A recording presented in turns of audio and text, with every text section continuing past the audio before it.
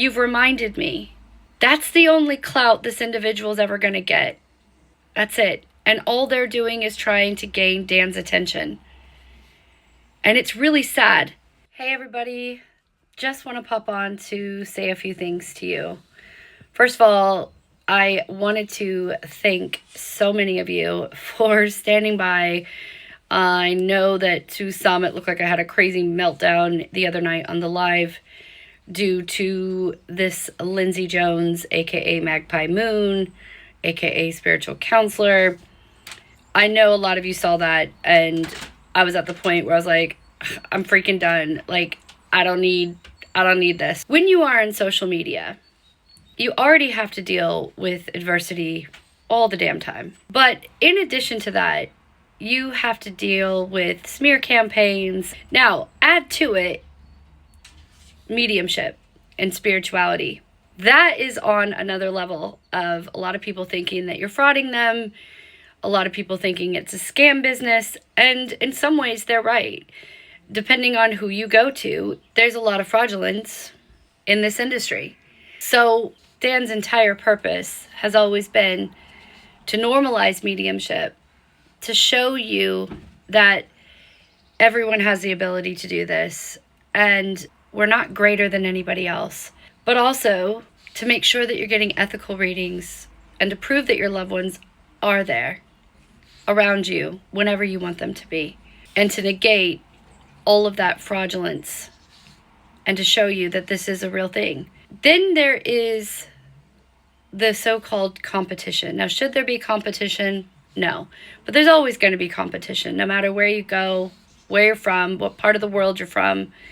There's always going to be competition. It's just how it works. But understanding that if you're doing this the right way and you're doing it the ethical way, there's nothing to be competitive about. If you're doing it the right way, you are going to be able to thrive. And what we've noticed is so many of those individuals that are not doing it the right way, or some of those that are trying to do it the ethical way, but might be hitting a rough patch in, their business, they start to come after the people who are being successful. Now, that's normal. That's just the way this world works, right? I guess. I never understood it. I've been brought up in a world that if you are envious of somebody else, then you need to work harder to be able to make sure that you can put yourself where you need to be, because it's about you, it's about your journey, and it's about making sure that you're doing the best you can do every single day. And if you're not as successful as you want to be, I've been trained that there's something that I need to do to work on that. What I don't understand is the toxic level that people will take things to. And this is not just in the spiritual community, although that is the most shocking to me, that it exists in the spiritual community. It's that people are willing to do this all around the entire platforms. And I guess I was so naive to think that, especially in the spiritual community, this would not be the case. It is. And it's one of the worst. It's the lying. It's the manipulation. It is the horrific slander that people will do. But then not only that, when they start involving your children, it's the stalking. That is where I am going to lose my mind. I'm going to lose it.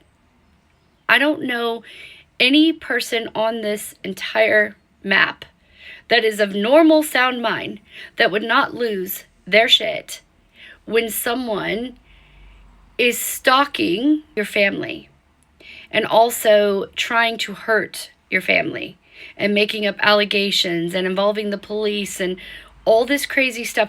That is what is absolutely insane to me. There's a difference between coming out and, if you want to say, that we're fake and we're fraud or what have you, that's easy. We can always negate all of that, right? Like that's an easy thing. Before there was someone that tried to say that we looked up someone's stuff on social media. We negated that because they only showed you small clips. They didn't show you the whole reading. If, someone's saying, oh, we ripped someone off and didn't give them their money back. There's always two sides of the story, and then there's the truth. So we bring receipts for that, and we still will do that.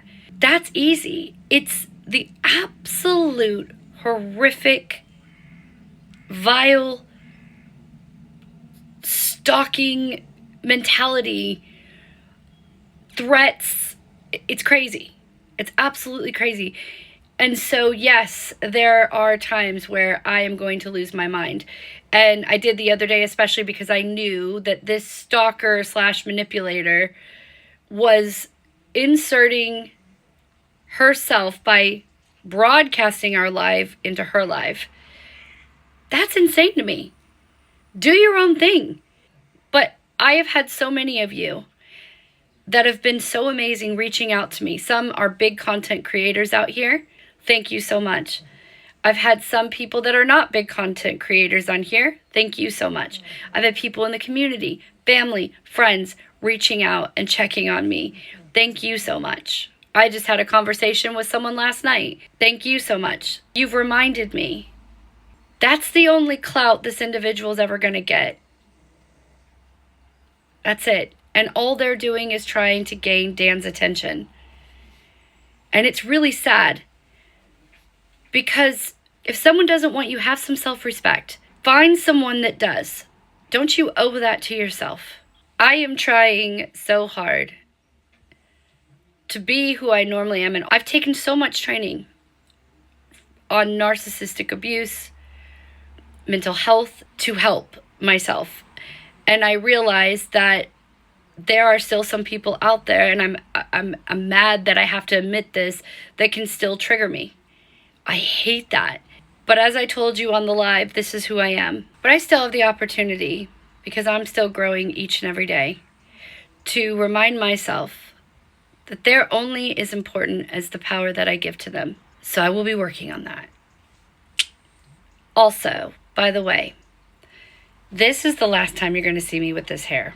I'm just saying, it's coming. I love you guys so much. To all the fellow mediums out there, to all the people in the community, to all of my friends and family who've been reaching out, thank you so much. I love you guys, and I'm looking forward to an amazing 2026 year. Thank you guys. I love you.